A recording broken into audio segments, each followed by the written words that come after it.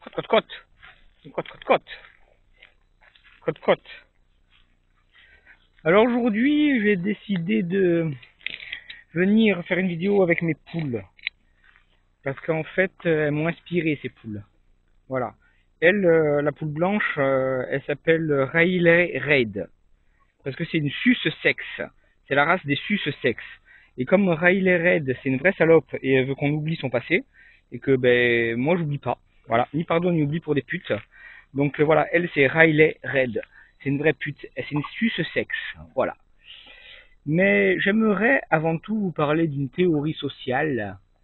Une théorie sociale, je ne sais pas si elle est vérifiée, elle existe vraiment. Par contre, elle existe vraiment. Elle a été étudiée, tout ça.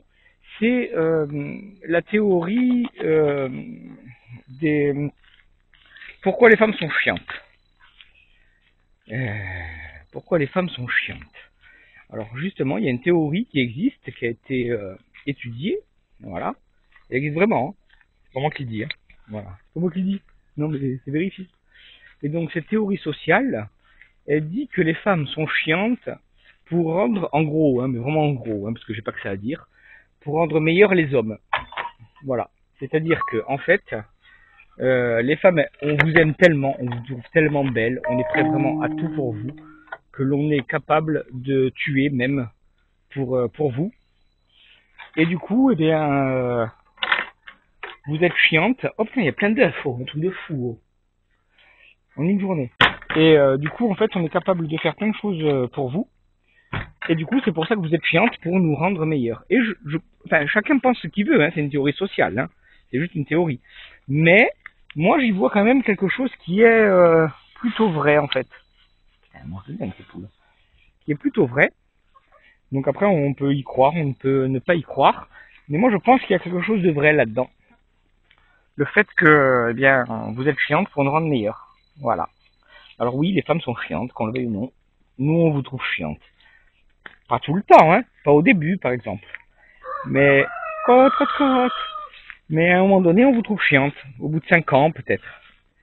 Et quand vous avez vos règles, surtout. Voilà. Quand vous ovulez, on vous trouve vraiment chiante. Vous êtes vraiment cassou. Et vous le savez aussi que vous êtes chiante, hein. Voilà. Donc, eh bien, du coup, bien, je me disais que si les femmes étaient chiantes quand elles ovulaient, c'est pour ça que je suis venu avec les poules, c'est qu'est-ce que ça doit être les poules. Parce que les poules, elles ovulent tous les jours. Tous les jours, les poules, elles pondent des œufs. D'ailleurs, on a vu, il y avait 5 œufs. Il y avait 5 œufs, là. Il va se tordre le cou, lui, tout seul. Il y avait 5 œufs. 5 ou 6 œufs. 5 ou 6 œufs. Et donc, du coup, en fait, je me disais que les poules, elles doivent vraiment être trop chiantes à supporter. Ta gueule, parce que franchement, je suis en train de faire une vidéo, là. Et, elles doivent être vraiment trop... En plus, ils mangent de l'herbe au lieu de manger du grain. Et elles doivent vraiment être trop chiantes à vivre, en fait, les poules. Elles ovulent tous les jours. Et cela me fait supposer qu'en fait, le coq, ça doit être vraiment l'un des animaux les plus vertueux du monde.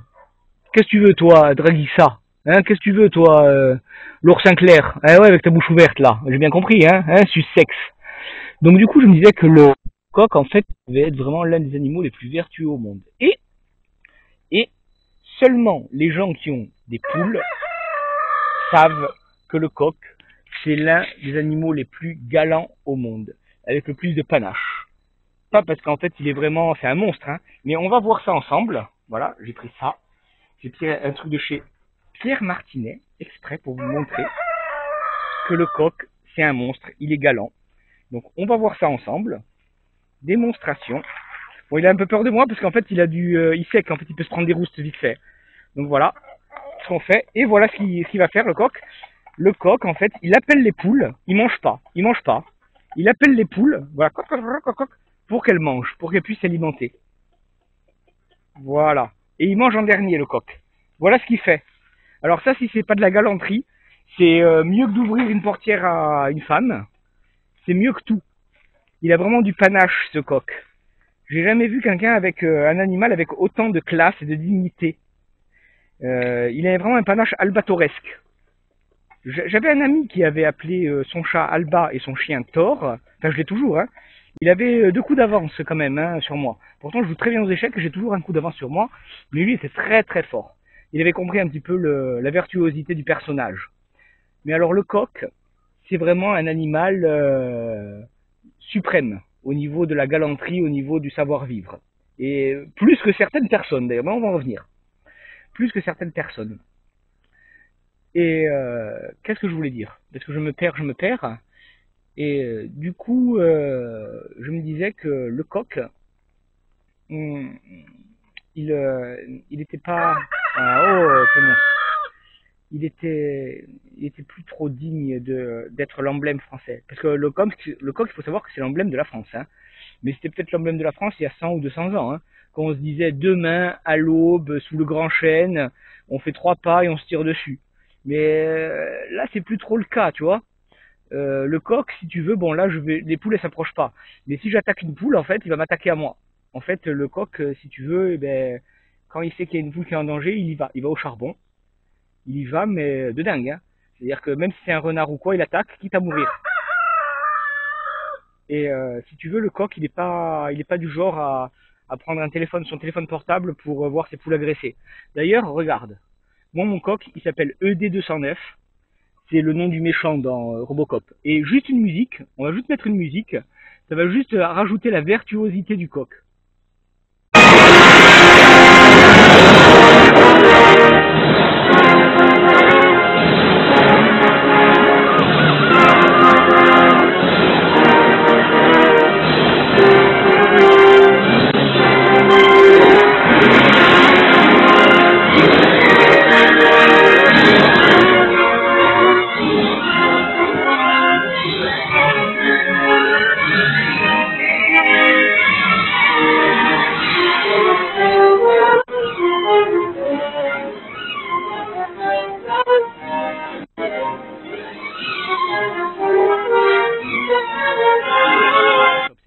Elles me font faire des clips. Par contre, on entend comme si c'était un vieux disque vinyle rayé.